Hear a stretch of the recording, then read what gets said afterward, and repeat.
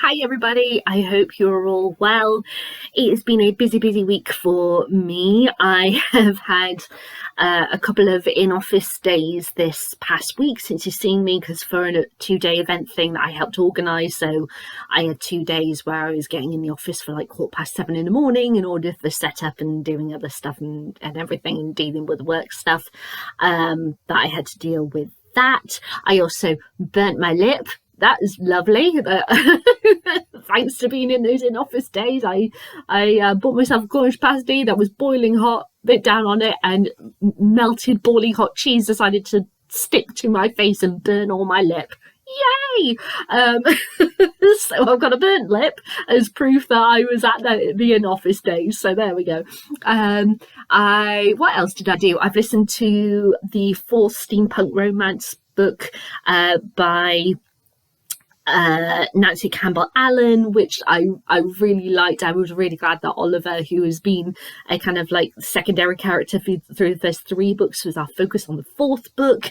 I did enjoy that. I didn't focus as much as I'd like to, simply because of the in-office days and everything, but I got that done. And I'm also reading Into the Uncanny with a friend of mine, so I've been doing that as well, and thinking about doing a video series, which the first one I'm going to be publishing after this. So yeah, I've had a lot to think about, but also I have been reading Dead Famous by a fantastic Greg Jenner, and I'm here to talk about it.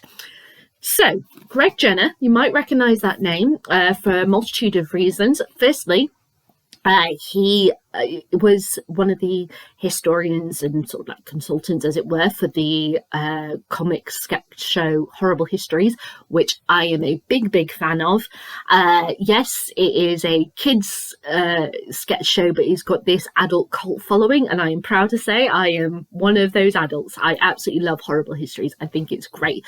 But also, Greg has consulted with and been a part of other programs, documentaries, etc.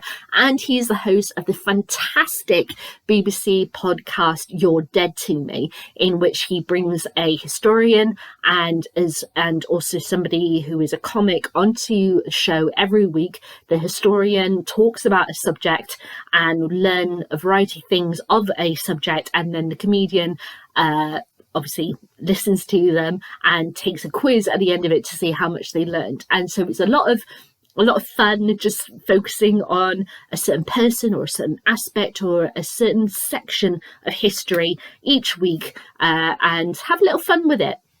And he is the host of that, and I absolutely love that podcast. Greg has written multiple books now, and this is his first one that he published in 2016. I've not actually read any of his books before, but as I said, I've listened to podcasts, I've seen things that he's been involved with, so I felt like I was in safe hands. And I love the fact that the same kind of funny, and really enthralling energy that he brings to You're Dead to Me, he also brings to this book. And I have to say, with especially this week where work has been a real stress aspect and I've had so much going on, it's just been so lovely to just go, okay, I need to take a break from that for like half an hour or something.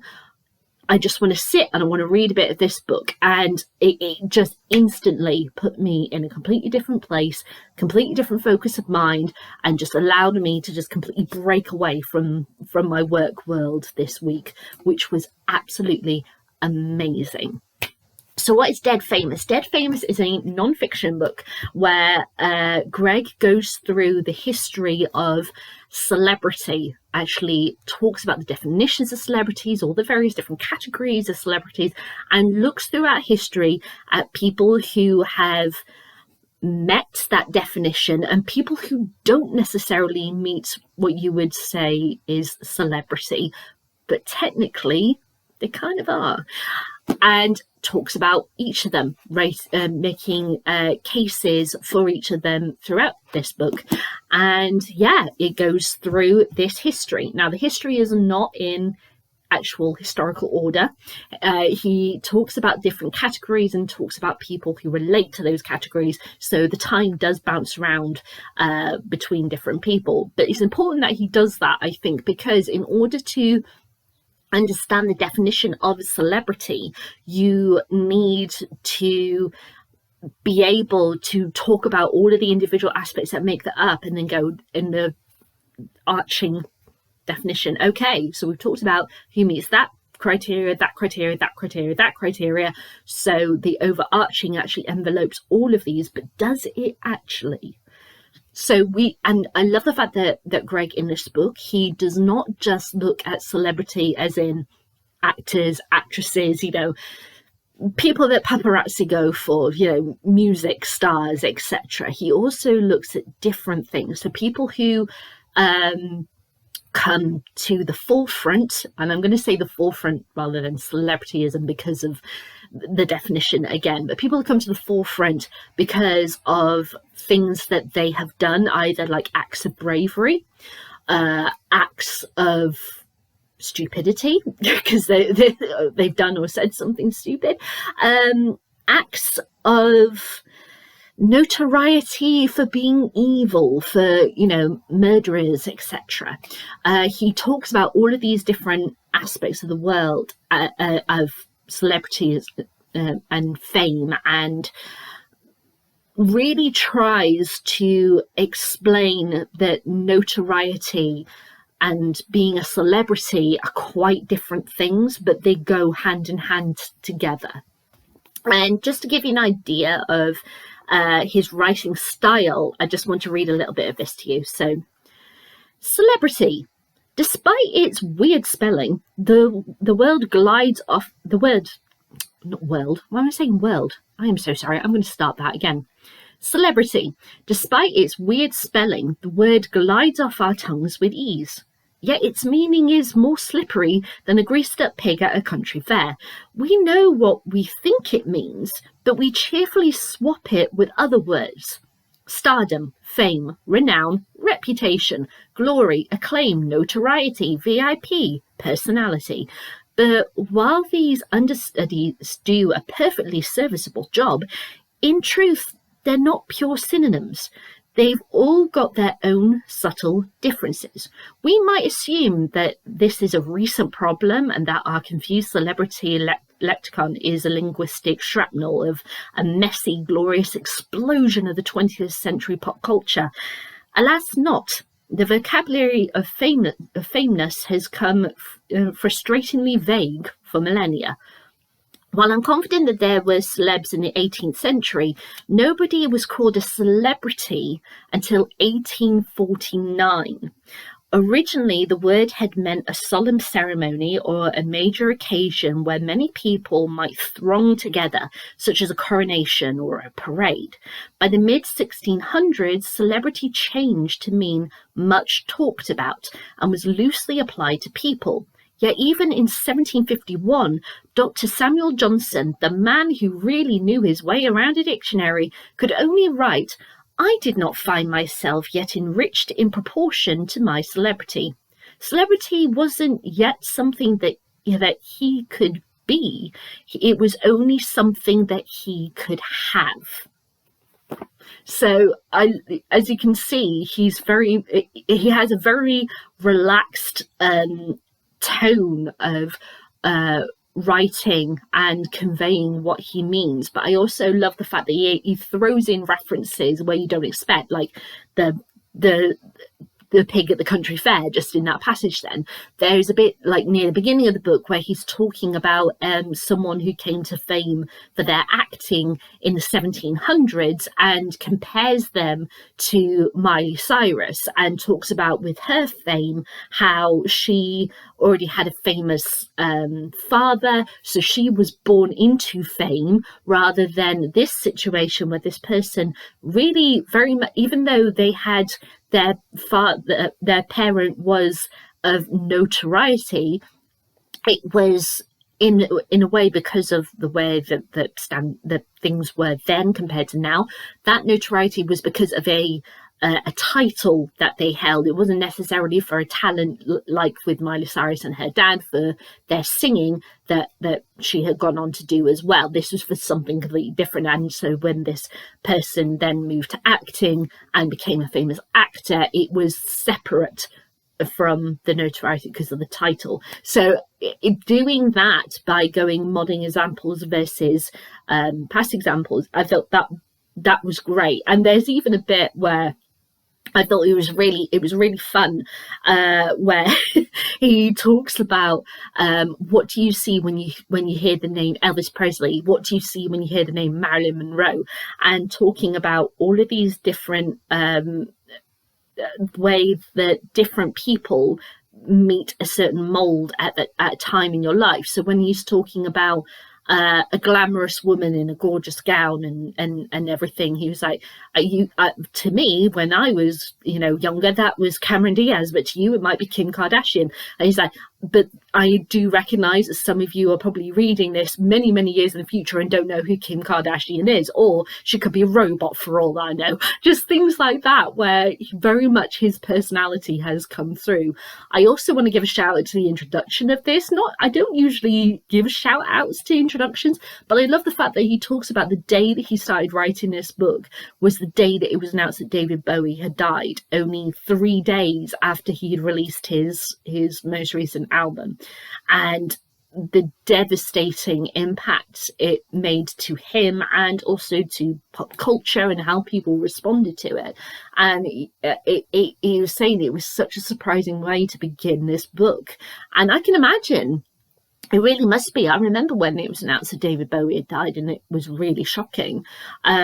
So yeah, I just loved that he brings that kind of balance to it as well, and never finds himself so completely submerged in the worlds that he, like some non-fiction authors very clearly, and sometimes you could say fiction authors who write fiction based on real life people. Sometimes you could spend so much time with your subject that you kind of fall in love with them, as it were, and you can only see the good side, you can't see the negative side, you can't see the balance. But Greg never does that. He is researched this so well and written it in such a way that you can always tell that he's explaining something and he's about to do a balance right afterwards. So he never lets it be one-sided through any of the cases that who he covers throughout the course of this book.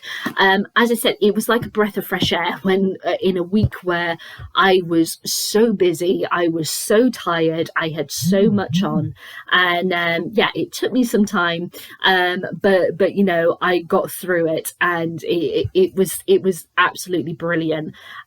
What I really loved the fact also was that he, especially for the people from the past, because he can only reflect on, obviously through historical documents and such, he doesn't have that same like buzz feel that we have, that he could say of a modern celebrity right now, where he is experiencing that buzz. He recognizes, he can see the buzz of that individual. He can only imagine what it was in the past. But so by bringing that, utilizing that technique of linking our modern day understanding of celebrity and fandoms and such, and applying it to the past and going, basically this person was as big as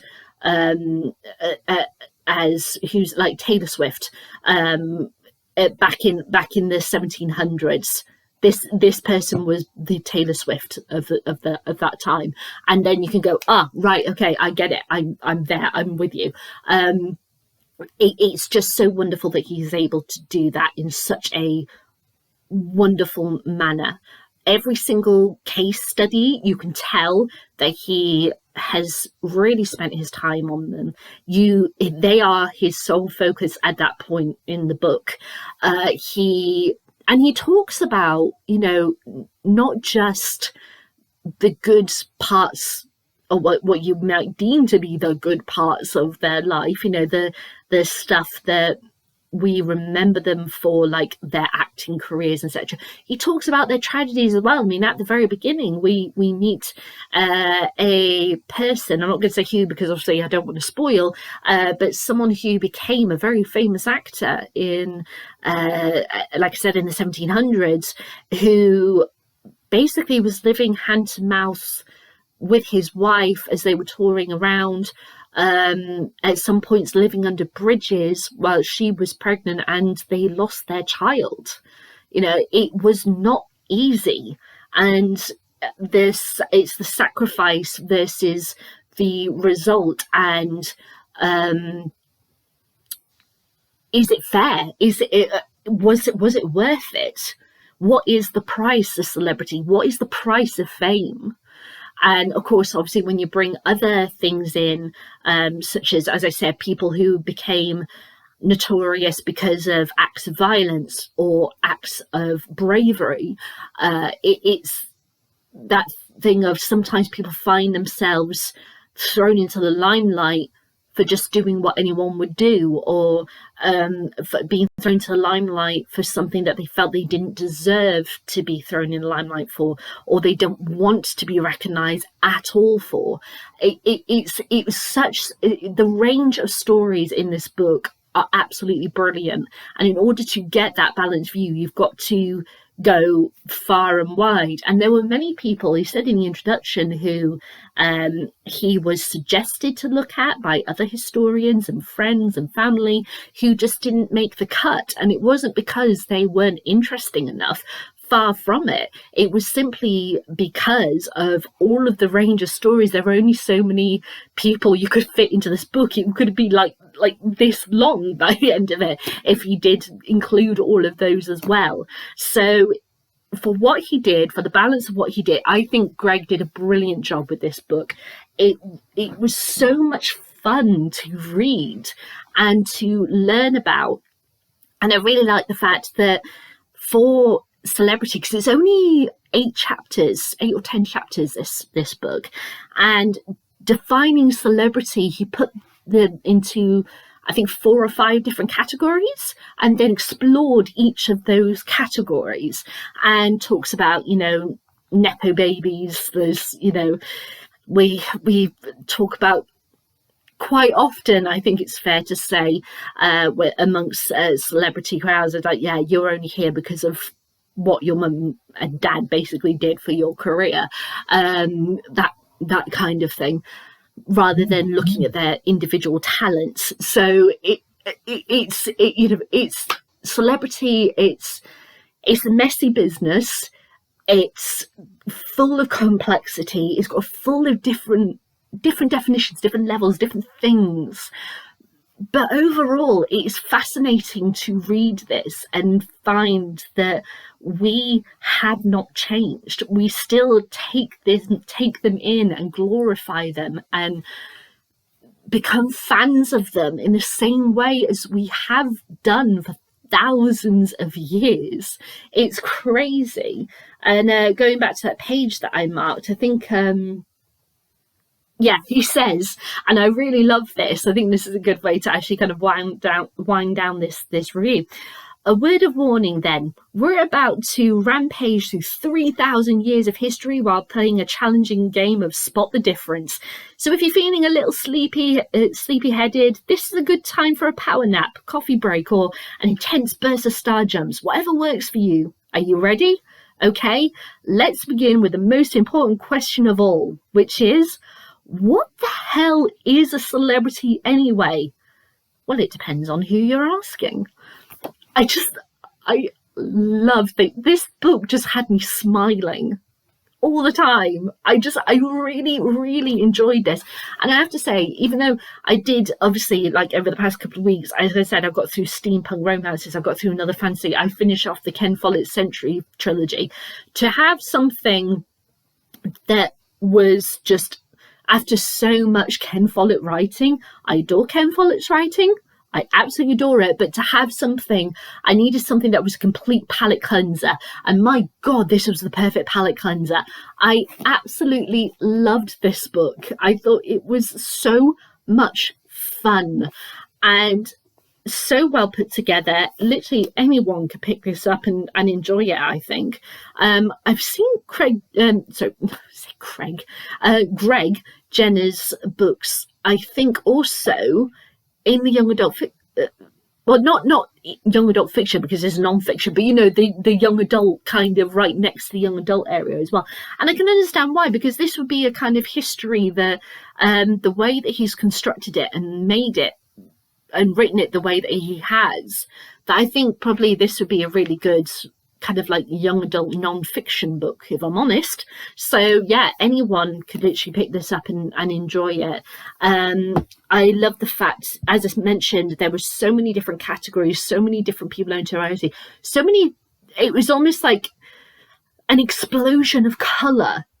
Like, you know, you had, you know, your deep, dark, sinister side, but then you've got the light and bubbly actors and actresses, and then you've got the thought-provoking musicians and all this kind of stuff, writers, protesters. It just felt like this blast of fresh air and light and colour, and everything just came into my world this week, and I absolutely loved it.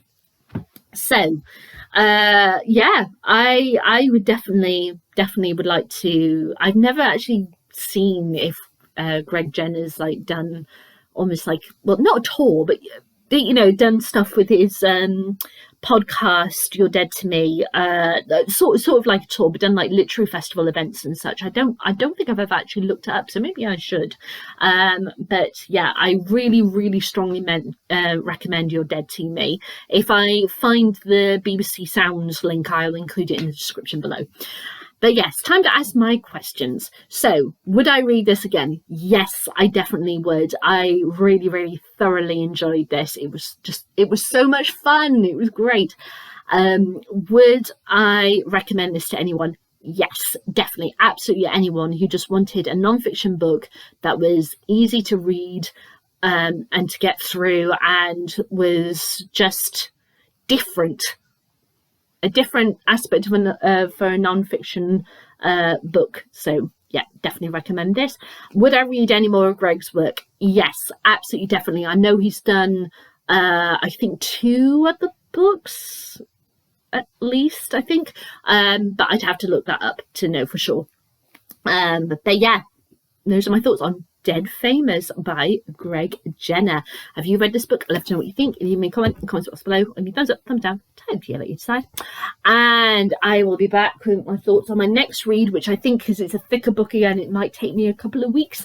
And that is Goddess, The Secret Lives of Marilyn Monroe by Anthony Summers. Now this book my dad had on his bookcase. He still has it on his bookcase, and I never picked it up, but then because I got into Marilyn Monroe stuff again, like good couple of years ago, and read her autobiography that she was writing when she died, I wanted to read a biography, and because my dad had it, and I was like, you know, it's the ultimate one, as it were, or at least in my sphere, let's go for Goddess. So yeah, I'll be back with my thoughts on that. I've actually got, I think it's 2 weeks until my holiday is Stratford-upon-Avon, so if I can finish this in 2 weeks, that means I can take whatever is my next pick, which I don't know yet, to Stratford-upon-Avon with me. So yeah, that'll be fun. So I'm gonna do my utmost to get through it in 2 weeks. So yeah, I will see you when I see you, and I've got another video that I'm going to be uploading right after this one. All right, everyone, bye.